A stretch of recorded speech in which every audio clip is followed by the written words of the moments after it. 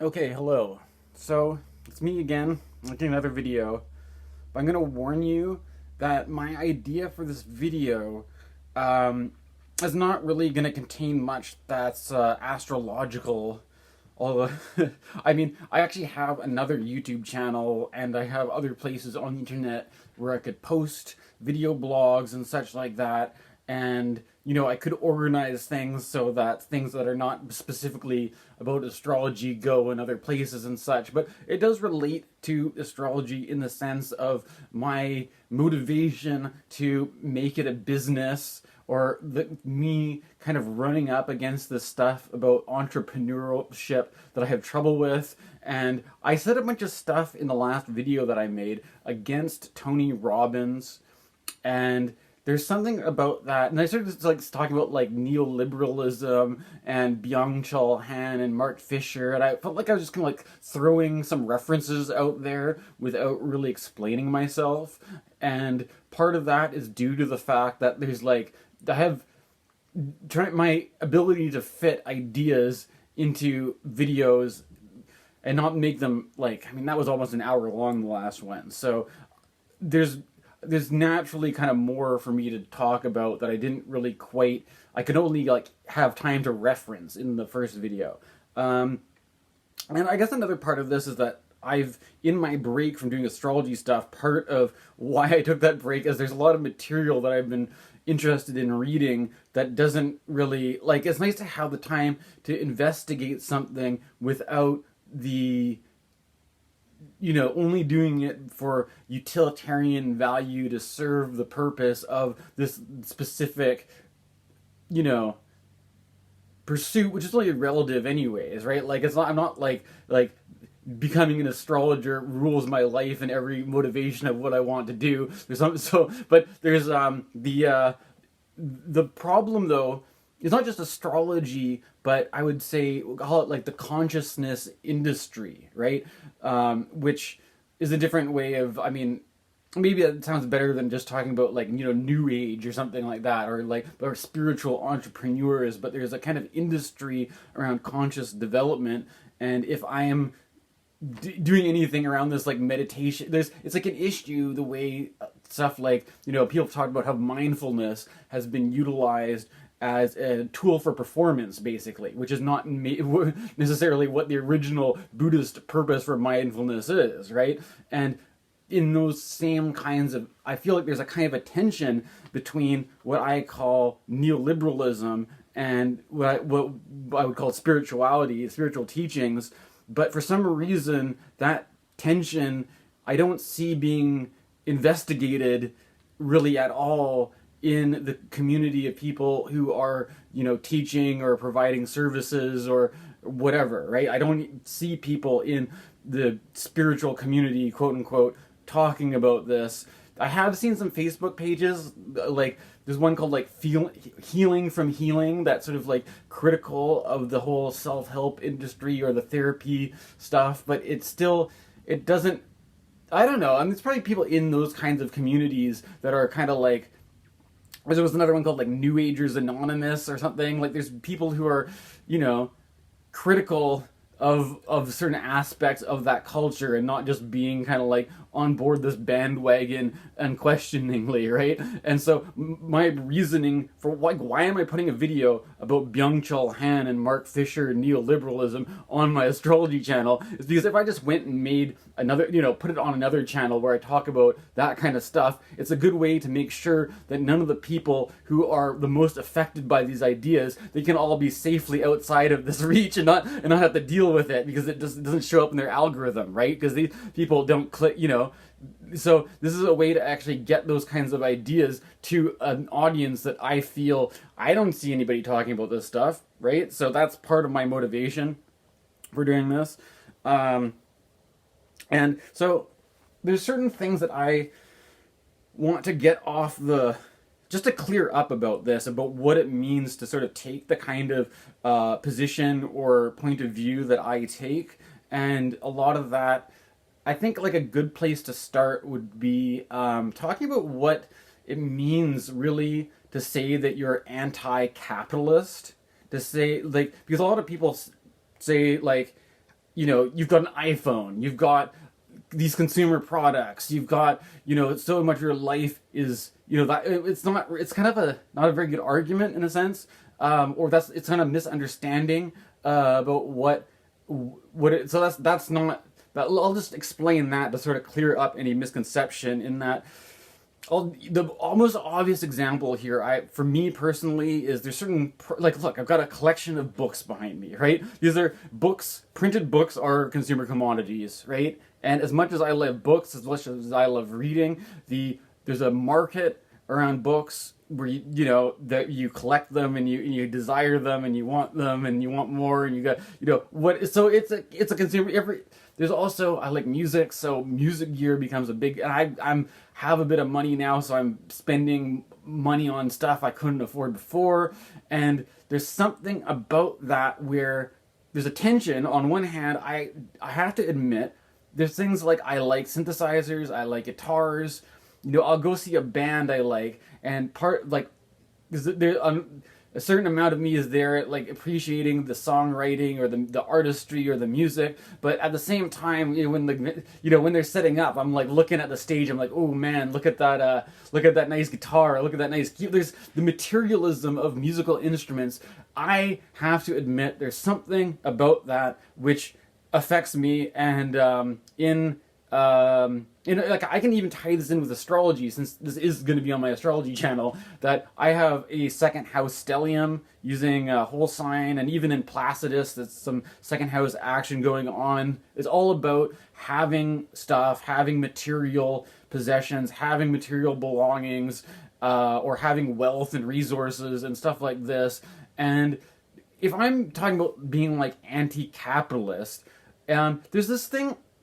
What that's been made to represent in our usual discourse is like, let's talk about like communism, for example, which is like a kind of a bogeyman in the kind of Americanized democratic psyche, that we're free, liberated individuals with our own private property and private ownership, and we don't want communists coming and making us sheep people who don't own anything. We want to have our individuality and our stuff, all this kind of stuff. That's kind of like where the tension is in the modern the common popular discourse about this stuff. Is like there's a kind of like a meme going around where people are afraid of, like, the World Economic Forum. There's stuff like saying, like, in the future you won't own anything and you'll love it, and people all being freaked out that this is a sort of like a communist plot or something.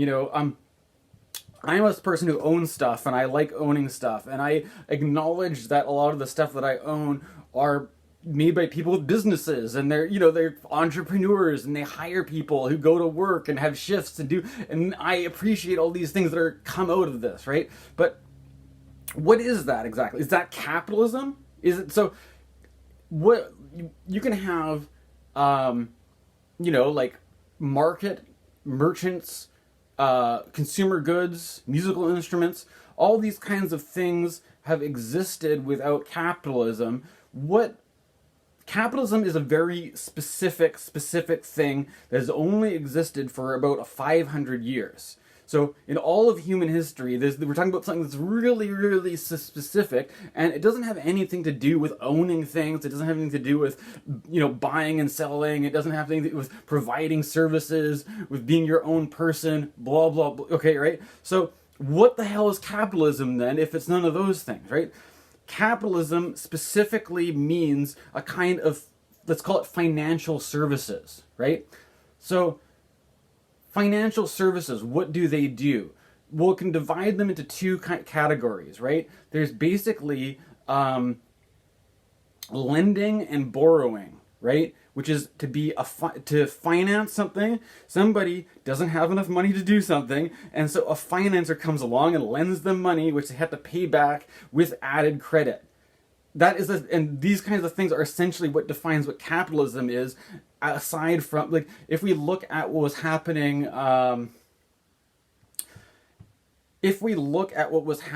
in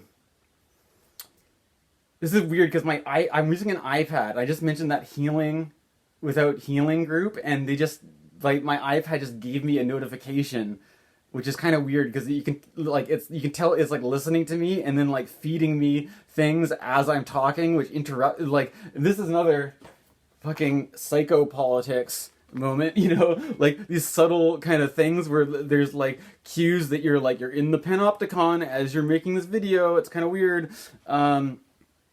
But anyways, let's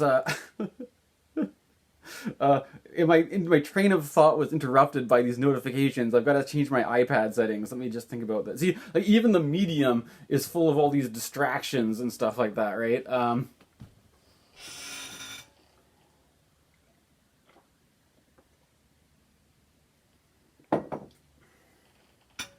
Okay.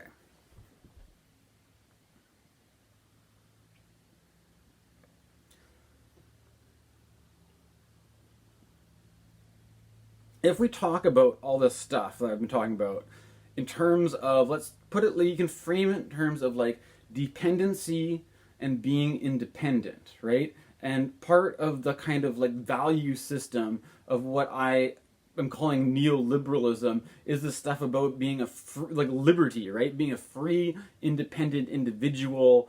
And who wouldn't want that? To be honored as a sovereign individual and all this kind of stuff, right? So, like, and that's contrasted with something like communism, where you don't have any private stuff, you don't have, you know, it's all taken away from you or something, and you want to retain your belongings or whatever, right? So, the thing, this is when we bring in the stuff that I'm talking about, which with capitalism, which is about. I'm framing it as being about lending and taking on loans and taking on debts, right?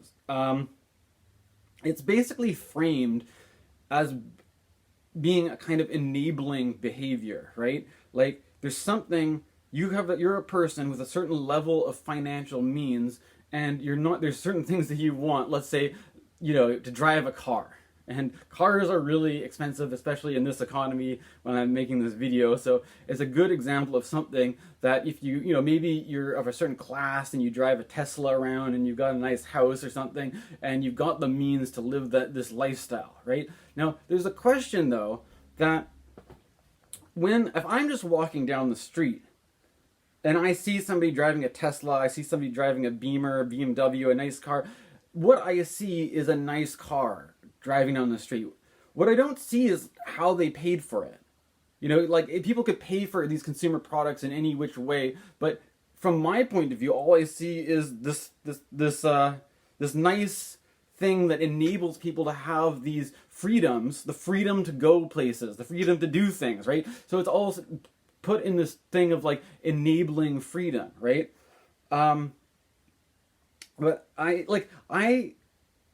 But the thing is, if you don't, there's all this stuff about financing, right? Like you instead of paying for the car up front, you have to pay it off. So it's not really a freedom, because you're like, what your freedom is what's afforded to you to be able to do all these things, that now you have a car, you can do all this stuff. I mean, not only do you take on the costs of maintaining the vehicle, and the liability of the vehicle having problems and all this kind of stuff, and then there's insurance costs to try to offset those liabilities. There's the basic thing, like if to be able to afford this, there's a system in place where it's like normal that people don't afford this, but they use a credit system to be able to afford what they normally wouldn't otherwise. And then what happens is they're working to pay off this debt, which would, in total, the amount that they work is, you know, if you were to work a certain number of hours and just buy the car versus paying off the debt, and then you're also taking on debts for things like student loans, or, you know, I don't have to explain to you how debt works. Maybe this is getting a bit redundant, right? You understand, but what we're talking about freedom, the more debt you have, it's not really freedom, is it?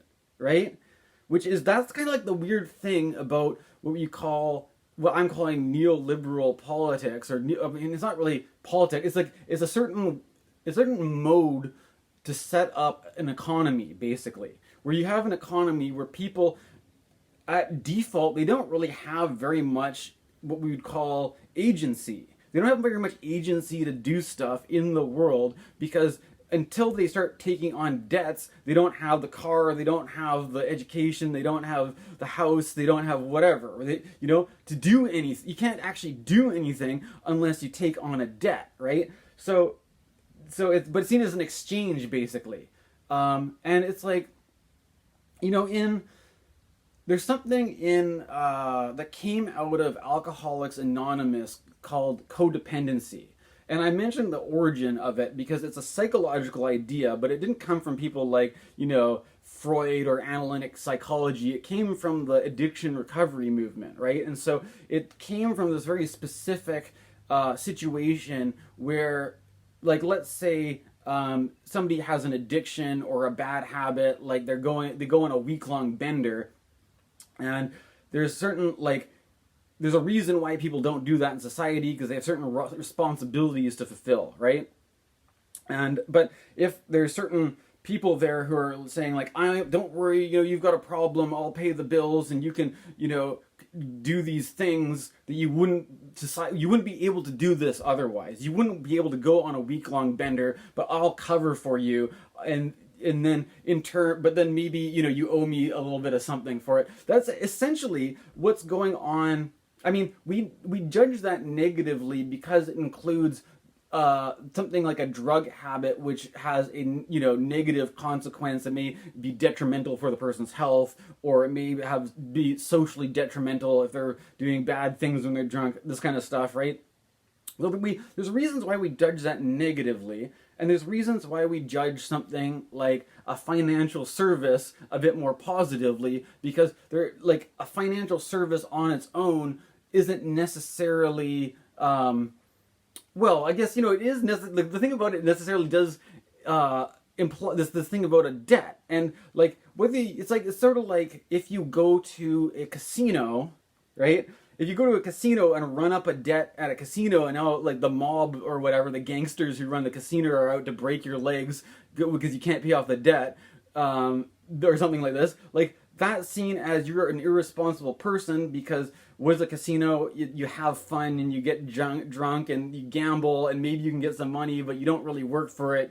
It's seen in that kind of light. Whereas if, let's say, you are getting an education, right? That is seen as a noble thing because you're improving yourself, you're making yourself more capable, you're upping your ability to contribute positively to society. And so if you run up a debt on a student loan versus running up a debt gambling, they're not seen as equal things. One is seen as better, and the people who provide, they're like, we're doing you a favor, we're making society better by enabling all these people to get educations and do all these things and such. But the thing is, but once you have a huge debt, it's not enabling people because it's not enabling because it's good. Like, the benefit of having an educated society as its own reward, that it pays off to have more doctors and it pays off to have more educated people and stuff. It pays off because now these doctors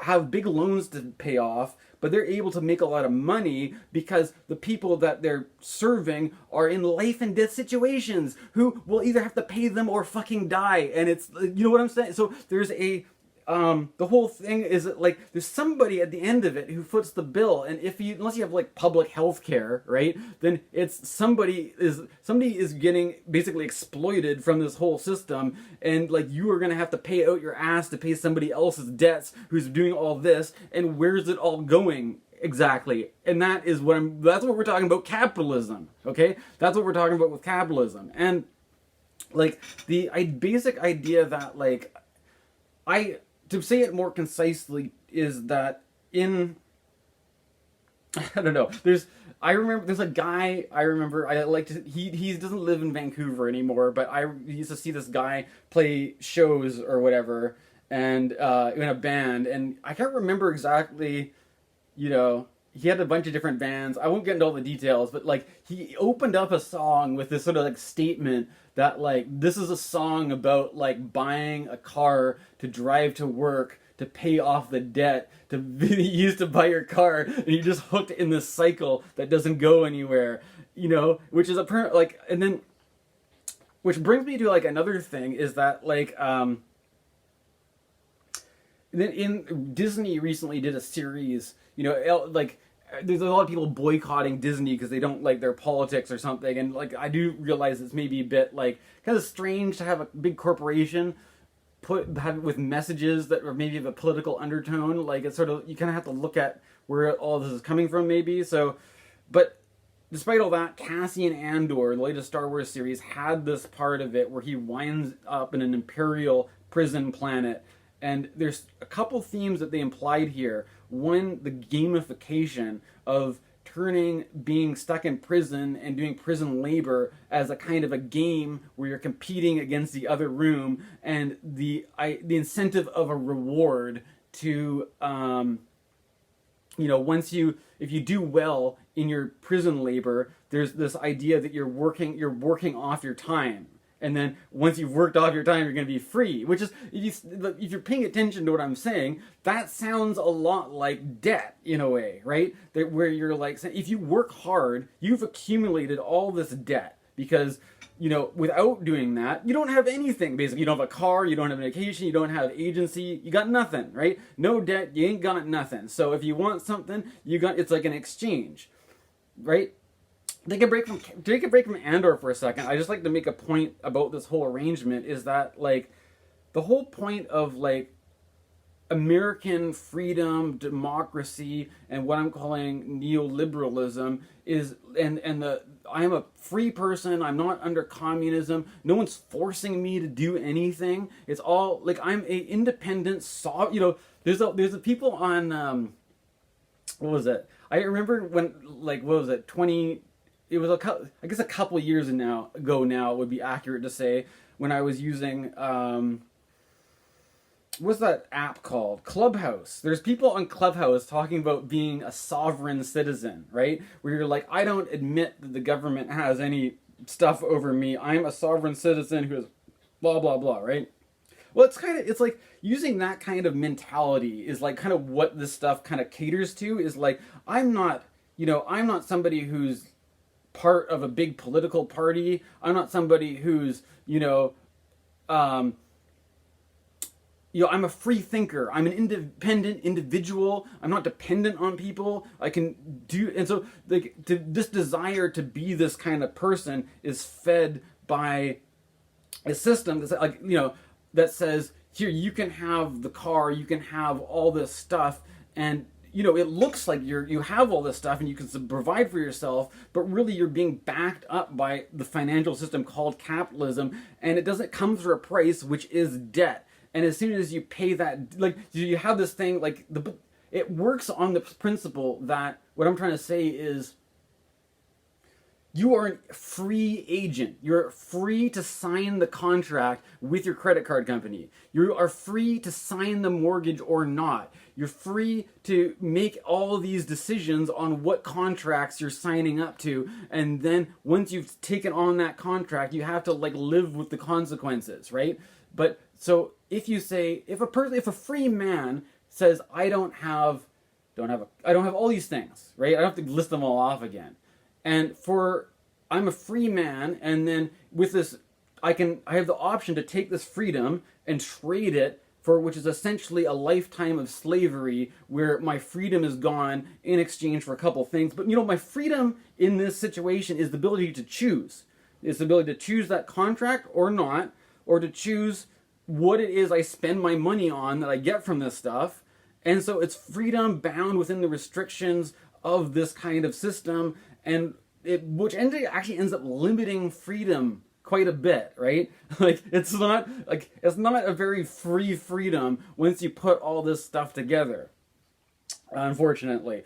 But like we still get to keep this thing about the American dream, and we a very politicized kind of freedom, where when we have in COVID they had these things like that were freedom rallies that were against the paternalistic state telling you what you had to do with your body and stuff like this, that people want to be independent to make their own choices. And so it's kind of like, but the thing about a neoliberal capitalist society is really like, you don't have to do all these things, but then it's sort of like, but then you're programmed that you kind of do have to do them, because who wants, like, yeah, I mean, you don't have to work a job where you need to be vaccinated, but then what job are you gonna, it's like, it's kind of like you're apparently free, but then your freedom is forcing you to take on a debt, to take on a contract. Like taking on a contract, there's a contract that says, I will take this job, and in turn I will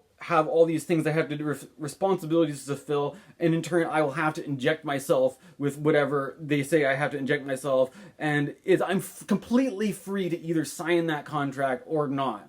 Completely free. But as soon as you sign the contract, your freedom is out the window. And your only freedom is to, like, be able to pay off what you traded in. And so it's like, it's kind of like, it's like not, you know what I'm saying? It's not really a good freedom. I'm going to take a break here and just catch my breath and figure out where I'm going out with this video next. Alright, so now I'm going to read a little bit of Byung Chul Han that goes with what I was talking about. In our world, we no longer work in order to satisfy our own needs.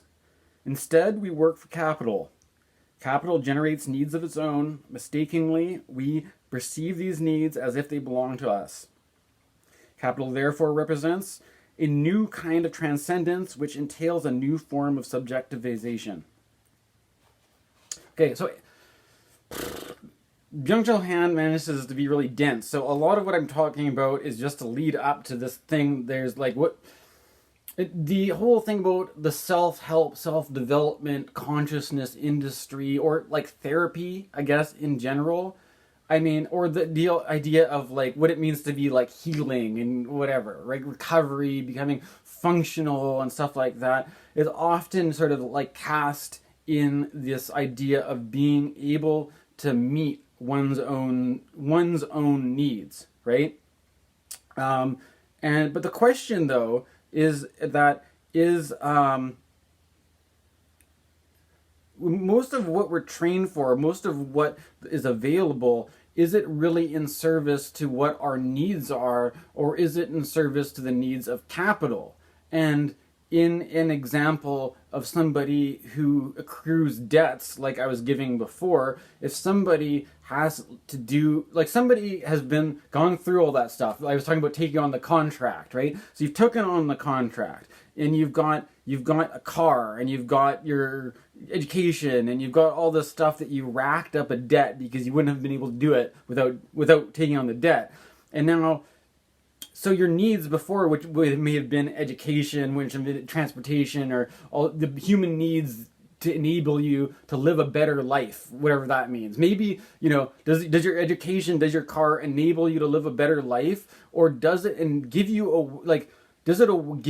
way to pay off the debt that you had in getting these things, right? Because if you, so let's say, like there's certain, you're going to school, or you're all the stuff that you're accruing, which is either that's equipment or vehicles, that's skills. You're like, is all this stuff for? Well, if I have to create all this debt to get them, part of my reasoning is going to be, I'm going to get skills that help me offset the debt, so that it kind of neutralizes and balances out. But if you think about it, you're like, I am going to like build up all this stuff, and then one thing goes up and the other thing goes down, and then I have to like my agency has to then balance out, and then it sort of ends up just being like, you're kind of like one step forward, two steps back in a way, especially if the way that credit works is that a credit accumulates. It's not just one step forward, one step back, but it's like one step forward, and now you have to pay us back, twice as much, and then it's putting you, and then so who is actually benefits off of that? It's not you. It's whoever is benefiting off the fact that you have to pay it back with this accumulated crediting thing, right? And it's like, I remind you about Jesus Christ and the money lenders throwing over the tables and stuff like that. And it's really interesting, because if you look at ancient scriptures, they weren't apolitical, right? And I mean, I don't even have to say this because there's a whole bunch of people who talk about how Jesus would have been considered a socialist and all this stuff, and that there's the ancient peoples viewed this practice of accumulated debt and money lending and stuff like this as being basically a sin and an evil thing to do, and yet that's how we built our economy or in this yeah. So there's to me, I see this as being I don't understand why this, what you call this, the spiritual community, as if it's like one, there's just one group that everybody hangs out in, right? There's just one big circle of all the yogis and meditators, and they all basically agree and have the same opinion on everything because Om Shanti, and it's all one, and and what that one opinion that everybody has in the spiritual community basically is an entrepreneurial class where we have to go into a debt to self-develop ourselves so that we can become a big producing, consuming powers to offset our debts and then make lots of money for. I mean, the way this narrative usually goes is that there's some class of evil capitalists. It's kind of like the Jewish banker conspiracy. There's some rich person who's making all the money off you, and you're supposed to be angry at the rich person.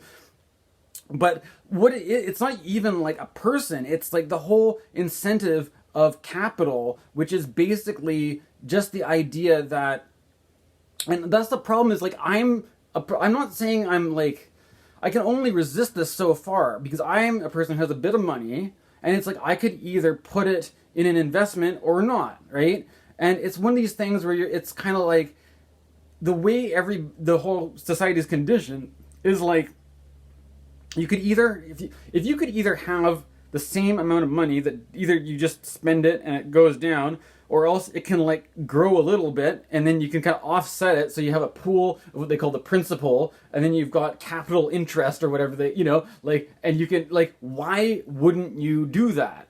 Like, what, like, you could either make money for basically doing nothing yourself, or you could not. Like, it's kind of a no-brainer. It's difficult to just say, like, oh, why not do? But then what you're doing, then now you're a capitalist, you're not. But you're linked into this whole system. I guess you're kind of born into it anyways, because even if you don't accrue any debts of your own, you might accrue the debt of your family or something. Maybe I just need to slow down with this. I don't know. I'm kind of going all over the place. The point, though, is that the question is, like, what are we working for? What is the purpose? It's like, there's one thing to say we're going to grow and self-develop and evolve and do all this stuff, but how do we navigate what is a good thing to do and what is not a good thing to do, right?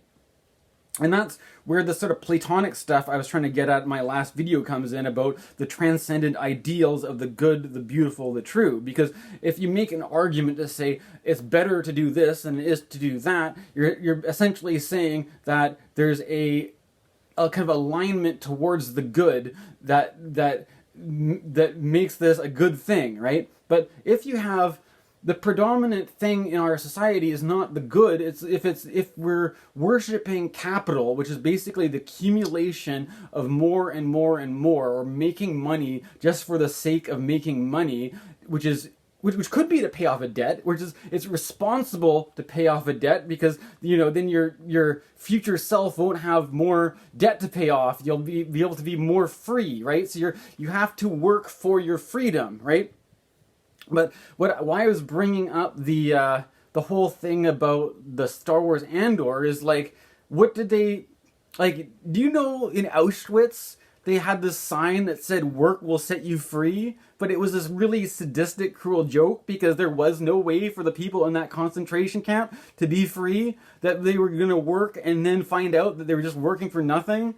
And then in Andor, Cassian Andor finds himself in a prison camp which has the same mentality, where they're saying that if you work hard in this prison camp, you will be set free, but they quickly go to a revolution when they find out it's all just a big lie, and that there's the only way to be free is to is to realize that and rebel against it. That the whole thing of working, that you're going to work yourself out of this, is like an infinite cycle of debt you can never get out of. And that what the only in this infinite cycle of debt that we can't get out of there's something called the good and the good life that has a transcendent ability to align all our intentions towards the good. But it's kind of a mysterious, because, you know, like even Hitler thought what he was doing was good, you know? I mean, maybe, like, you know, there's people like that like might have really crazy ideas that are violent and destructive, and but they still somehow rationalize it as being a good thing to do. So, like, and then there's people who have good intentions, who it seems like a good idea can make a big mess. So, like, even if you think you're doing the good thing, it might not turn out to be good. So there's something, that's what the transcendence means, is that the ideal of the good is a slippery thing that kind of gets away from us, and that sort of like the thing about religion and prayer is that you don't, the good is not always just obvious. You have to kind of refine yourself to be able to like tune in to what the good really is, right? And I have, you know, when, like, if I'm against being an entrepreneur, you know, it might be like a one-sided position. Maybe there's some good things about being an entrepreneur, you know, maybe there's another side to the story and all this kind of stuff, right? And like, I'm all about having a balanced point of view, right? About you know, in the name of wholeness, in the name of not being split, like us against them, and you know, all this kind of stuff. But in the whole conversation around, let's say, the consciousness industry, the spiritual entrepreneurs, I don't see this conversation happening. So in the name of the balance, that I feel like I need to read some Byung Chul Han and then read to you guys, and so this sort of things can be, the other perspective can see the shadow that it's leaving out by basically aligning itself entirely with what I'm, a kind of entrepreneurial class that's all about enabling skills which are not necessarily about finding the good, but participating in a capitalist system which is all designed upon accruing and then relieving debt, but basically being on the hook to this thing that isn't freedom in any way, shape, or form at all. It resembles more of a kind of like the deal with the devil, where you sign your life away by signing these contracts, not like something that liberates you by giving you the skills you need to do what? Exactly, to pay off your debt that you wouldn't have had. Like, it's so dumb. Like, this is, I mean, oh my God. So, I mean, and I'm still kind of like barely getting through this this thing that I wanted to read to you from Byung Chul Han here. Oh my God.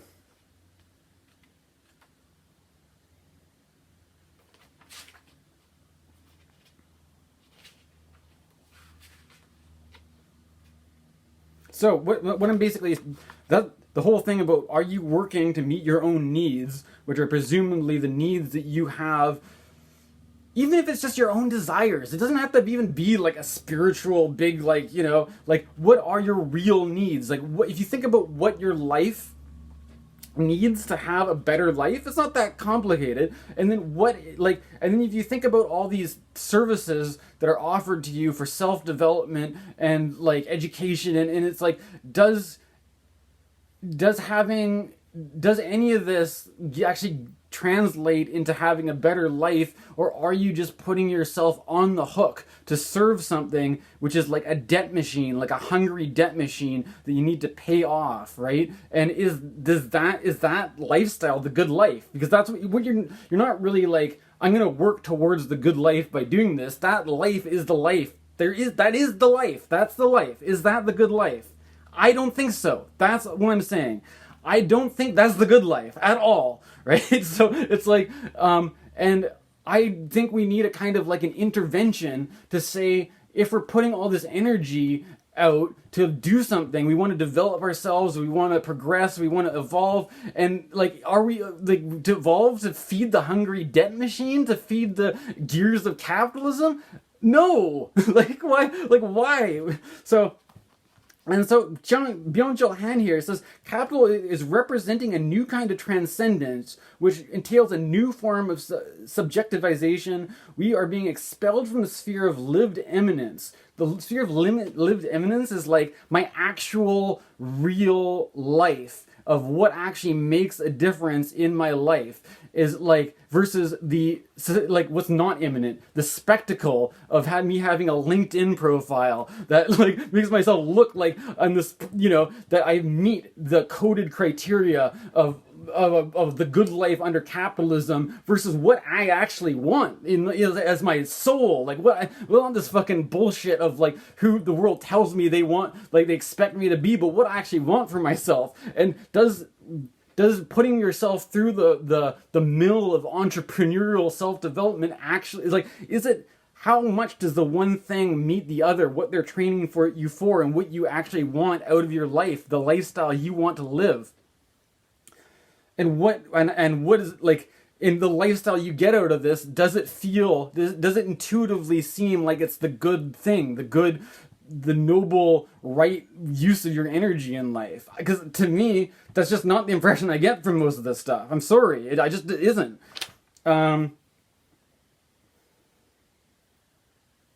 Where life relates to life instead of subjugating itself to external ends, so that your energy, if you're going to have energy invested in life, then the energy it has a direct relation, rather than my energy just gets, it's a really abstract thing, debt, because like if you're paying off a debt, where does that even go? Like who is it that like once you pay off their outstanding bill, where like whose bank account does that make a difference in?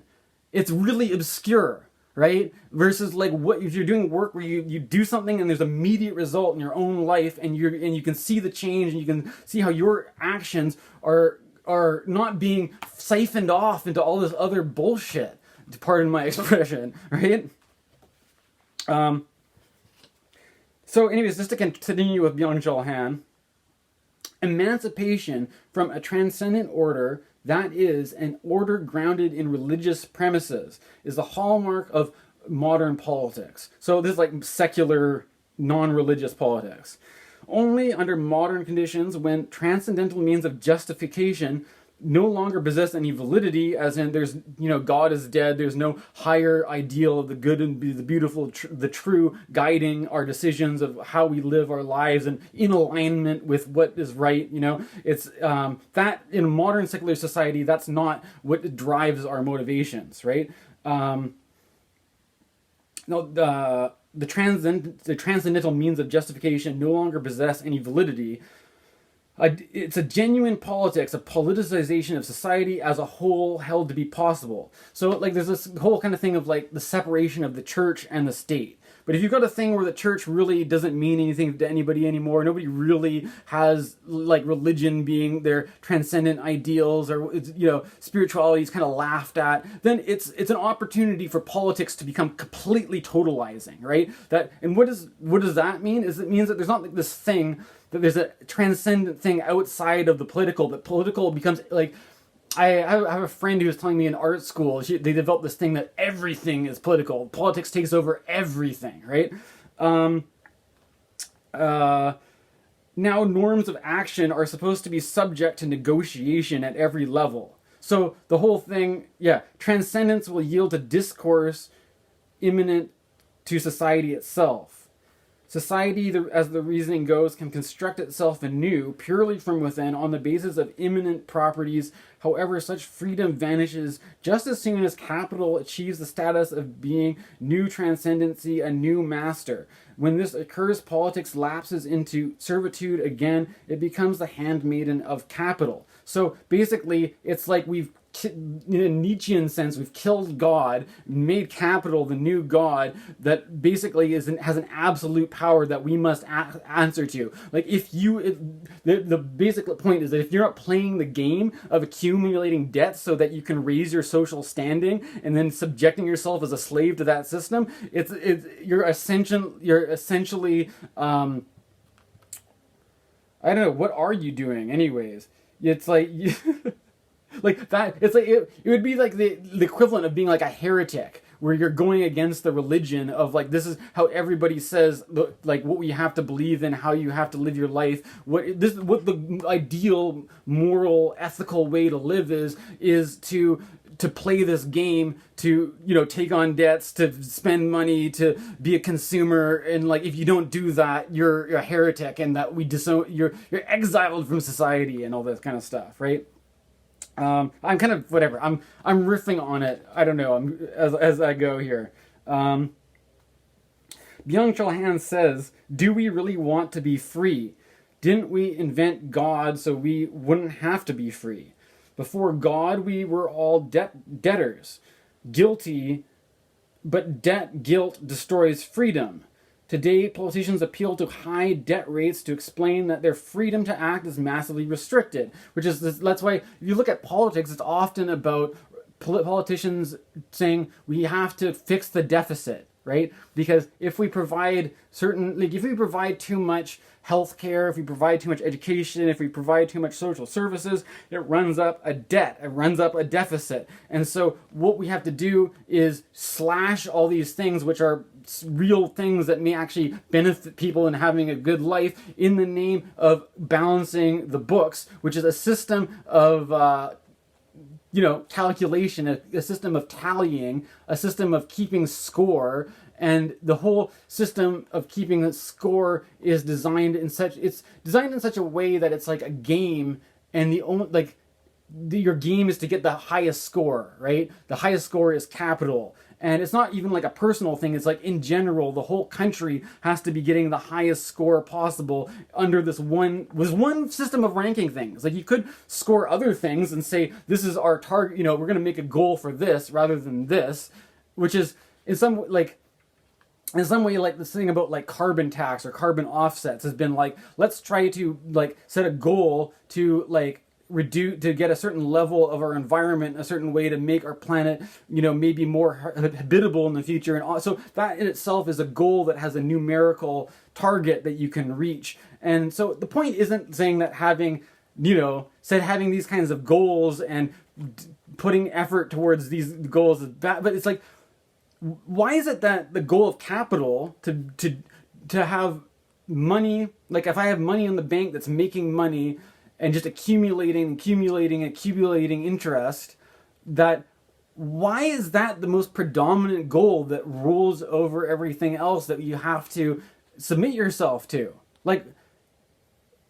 that it's not to say that, like, I mean, that could be some, but like the argument here is that the way that capital has become its own absolute in some way, and that doesn't really make sense, because obviously there's a limit. Like, there's a limit to how much stuff you can produce. There's a limit to how much stuff you can consume. But the drive to get the number big doesn't know that there's a limit. It just wants more money, just more money, more money, more money. And we are the ones that we're like, that sounds great. I'd love to work for this number that just wants to keep accumulating. I will gladly sign my life away so a big bank account number can just keep piling up and piling up and piling up, and not even work like my good life is in service to that. Like, that's what to say that capitalism has become a transcendent ideal, and it's basically a mockery of all the sort of like spiritual and religious values that